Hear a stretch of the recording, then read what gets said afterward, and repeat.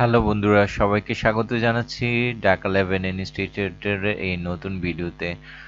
আজকের এই ভিডিওটি অনেক গুরুত্বপূর্ণ, অতএব আমি সবাইকে অনুরোধ করব এই ভিডিওর প্রথম থেকে শেষ পর্যন্ত ভিডিওটি দেখবেন, তাহলে অনেক উপকৃত হবেন।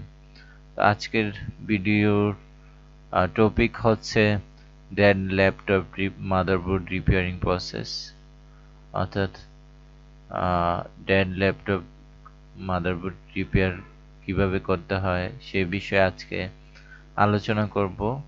অতএব এই আলোচনাটি অত্যন্ত গুরুত্বপূর্ণ, তাই আমি সবাইকে অনুরোধ করব মনোযোগ সহকারে ভিডিওটি দেখার জন্য। তো এখানে 7টি স্টেপের মাধ্যমে আমি ভিডিওটি তুলে ধরব। প্রথম স্টেপের মধ্যে রয়েছে, প্রথমে আপনি যখন একটি ল্যাপটপ মাদারবোর্ড পাবেন আপনার কাস্টমারের মাধ্যমে, বা আপনি যেভাবে কালেক্ট করবেন, আপনি ল্যাপটপ রিপেয়ার করতে যাচ্ছেন, তখন আপনার যে বিষয়টি খেয়াল রাখতে হবে তা হচ্ছে, প্রথমে আপনি যে ল্যাপটপের অ্যাডাপ্টার এবং এটার কেবলটা চেক করতে হবে। আপনার যে অ্যাডাপ্টারটা আর কেবলটা ঠিক আছে কিনা, কারণ অনেক সময় এরকম নো পাওয়ার বা ডেড প্রবলেম হয়ে থাকে অ্যাডাপ্টারের কারণে, অ্যাডাপ্টারের নষ্ট হওয়ার কারণে নো পাওয়ার ডেড প্রবলেম থাকে। তো আমরা কি করতে হবে, আমাদের প্রথমেই আমাদের অ্যাডাপ্টারটা চেক করতে হবে যে ঠিক আছে কিনা। যদি ঠিক থাকে তাহলে আমরা ভাববো যে আমাদের অন্য প্রবলেম রয়েছে অ্যাডাপ্টারের না। তো আমরা এরপরে যে বিষয়টা চেক করব তা হচ্ছে ব্যাটারি। হ্যাঁ, ব্যাটারির কারণেও আসলে আমাদের ডেড প্রবলেম হয়ে থাকে। তো ব্যাটারিটা আমরা কি করব, খুলে ফেলবো। খুলে ফেলে তখন আবার আমরা অ্যাডাপ্টার লাগিয়ে তখন অন করার চেষ্টা করব। যদি তারপরে অন না হয় তাহলে আমাদের ল্যাপটপটা খুলে ফেলতে হবে, ডিসঅ্যাসেম্বল করে ফেলতে হবে। খুলে ফেলে প্রত্যেকটা পার্টস আলাদা করে খুলে তারপর আমাদের মাদারবোর্ডটা খুলে আমাদের টেবিলে রাখবো। তারপর আমরা দেখব অন্যান্য বিষয়গুলো। তারপরে স্টেপে আমরা যা করব তা হচ্ছে স্টেপ নাম্বার 2, তা হচ্ছে আমরা সমস্ত আউটপুট কয়েলগুলা চেক করব যে শর্টিং আছে কিনা আর কি। শর্টিং এর ক্ষেত্রে আমরা কি করব, যে আমাদের যে মাল্টিমিটারের রেড প্রুফটি গ্রাউন্ডে রাখবো, আর ব্ল্যাক প্রুফটি আমরা কয়েলের প্রান্তে আমরা রেখে দেখব যে বিপ দেয় কিনা। বিপ যদি দেয় এবং সাথে 0 ভোল্ট ভ্যালু শো করে, তাহলে আমরা ভাববো যে যে কোনো আউটপুটে আমাদের শর্ট আছে। তো আমরা শর্ট করলো শর্ট ছাড়ার ক্ষেত্রে আমাদের কি করতে হবে, আমাদের যে ডিসি পাওয়ার সাপ্লাই আছে তা ব্যবহার করব, করে আমরা শর্ট ছাড়াবো। তাছাড়া আমাদের শর্ট কিলার আছে, শর্ট কিলার একটি আমাদের কিট আছে, বা এটাকে বলতে পারি একটা মেশিন আছে। তো শর্ট কিলার দিয়ে আমরা শর্ট ছড়াতে পারি, বা মাল্টিমিটার দিয়েও আমরা শর্ট ছোটাতে পারি। আমাদের যে শর্ট পার্টসটি শর্ট থাকবে মেপে আমরা ওই শর্ট পার্টটি আমরা চেঞ্জ করব আর কি, ফেলে দিয়ে নতুন একটি পার্টস লাগিয়ে আমাদের শর্ট ছোটাতে পারি। তো যাই হোক, আমাদের ছিল দ্বিতীয় স্টেপে আমরা সব কয়েলগুলো চেক করে শর্টগুলোকে খুলে ফেলে আমরা শর্টটা ঠিক করব। তারপরের স্টেপে, তৃতীয় নাম্বার স্টেপে আমরা স্টেপ ডাউনে যাব বা 3 ভোল্ট 5 ভোল্ট সেকশনে যাব। আমরা জানি 3 ভোল্ট 5 ভোল্ট সেকশনের মাধ্যমে ভোল্টেজটা স্টেপ ডাউন, অর্থাৎ প্রত্যেকটা মাদারবোর্ডের সকল পার্টসে 3 ভোল্ট এবং 5 ভোল্ট যেহেতু প্রয়োজন হয়, তো আমাদের 3 ভোল্ট 5 ভোল্ট সেকশনটা খুবই গুরুত্বপূর্ণ। তো 3 ভোল্ট 5 ভোল্ট সেকশনের আমাদের যে কয়েল রয়েছে, কয়েলের মধ্যে দেখব যে আমাদের কয়েলে ভোল্টেজ আছে কিনা। আর যদি ভোল্টেজ না থাকে তাহলে আমাদের অন্যান্য পার্টসগুলো আছে সেগুলো আমাদের চেক করতে হবে ঠিক আছে কিনা। কোনো যেটা খারাপ এটাকে আমরা চেঞ্জ করে ফেলবো, তাহলে আমাদের সমস্যার সমাধান হয়ে যাওয়ার সম্ভাবনা থাকে। আর যদি সমস্যার সমাধান না হয় তাহলে আমাদের পরের স্টেপে যাব। তো আমরা এখানে দেখছি যে এখানে 3 ভোল্ট 5 ভোল্ট, বেশিরভাগ ক্ষেত্রে 3 ভোল্ট 5 ভোল্টের কয়েল একসাথেই থাকে।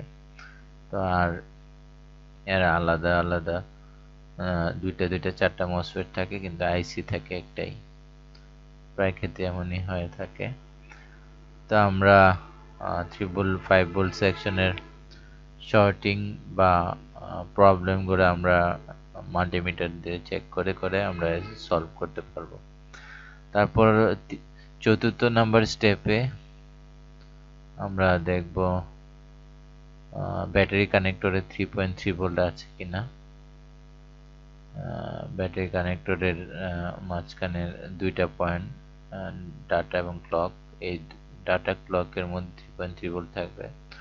আমরা দেখব যে 3.3 ভোল্ট আছে কিনা, এটা খুবই গুরুত্বপূর্ণ। 3.3 ভোল্ট থাকলে তো হলোই, আর যদি না থাকে তাহলে আমাদের বুঝতে হবে যে আমাদের স্ট্যান্ড বাই এর প্রবলেম আছে,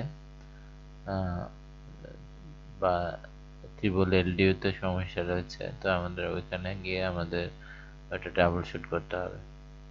তো আমরা ধরে নিলাম যে ব্যাটারি কানেক্টরে 3.3 ভোল্ট নেই। আমাদের পঞ্চম স্টেপে হচ্ছে check IO chip finding 3.3 volt in near capacitor, অর্থাৎ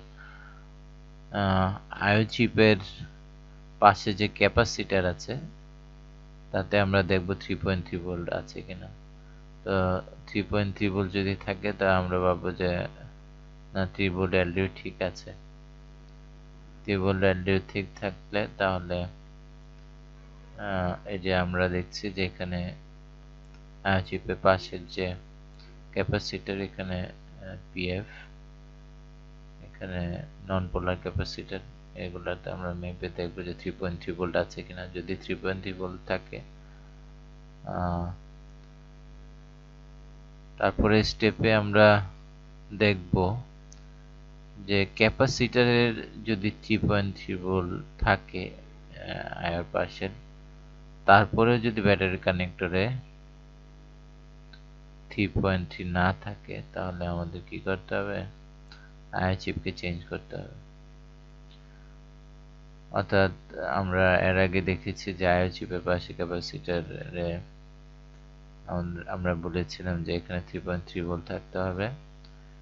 যদি এখানে 3.3 ভোল্ট থাকে, কিন্তু যদি ব্যাটারি কানেক্টরের ডাটা ক্লকের যে পিন এই দুইটাতে 3.3 ভোল্ট না থাকে, তাহলে আমাদের এই আইও চিপটাকে রিসোল্ডার করতে হবে। রিসোল্ডার এর ক্ষেত্রে অনেক সময় না কাজ হয় না, আমাদের আইও চিপটা চেঞ্জই করতে হবে। তারপর 7 নাম্বার স্টেপে আমরা যা করব তা হচ্ছে if battery connector has 3.3 volt but no power, reprogram BIOS। এখানে যা বলা হয়েছে তা হচ্ছে যে যদি ব্যাটারি কানেক্টরে 3.3 ভোল্ট থাকে, এর আগে আমরা বলেছি যদি না থাকে, যদি থাকে, না থাকলে তাহলে আমরা আইও চেঞ্জ করব, আর যদি থাকে তাহলে আমরা তারপর যদি নো পাওয়ার থাকে তাহলে আমরা কি করব, রিপ্রোগ্রাম বায়োসকে প্রোগ্রাম করব। ওকে, বায়োস করে দেখব। তো বায়োস আমাদের বায়োস প্রোগ্রামার অবশ্যই থাকতে হবে। বায়োস প্রোগ্রামার দিয়ে আমরা বায়োসটি মাদারবোর্ড থেকে বায়োস আইসিটি খুললে আমরা বায়োস রিপ্রোগ্রাম করব, করে আমরা আবার ফিটিং করার পর আমরা আশা করি তখন আমাদের ডেড ল্যাপটপ মাদারবোর্ড রিপেয়ারিং হয়ে যাবে, আমাদের সমস্যার সমাধান হয়ে যাবে।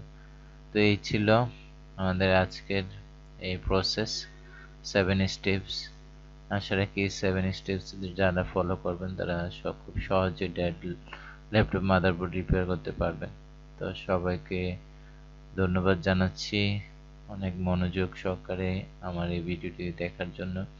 আর আমি অনুরোধ করছি যদি ভিডিওটি ভালো লাগে তাহলে আমার এই চ্যানেলটিকে অবশ্যই সাবস্ক্রাইব করবেন এবং লাইক এবং শেয়ার করবেন এবং একটি কমেন্ট করে আমার সাথেই থাকবেন। সবাইকে ধন্যবাদ।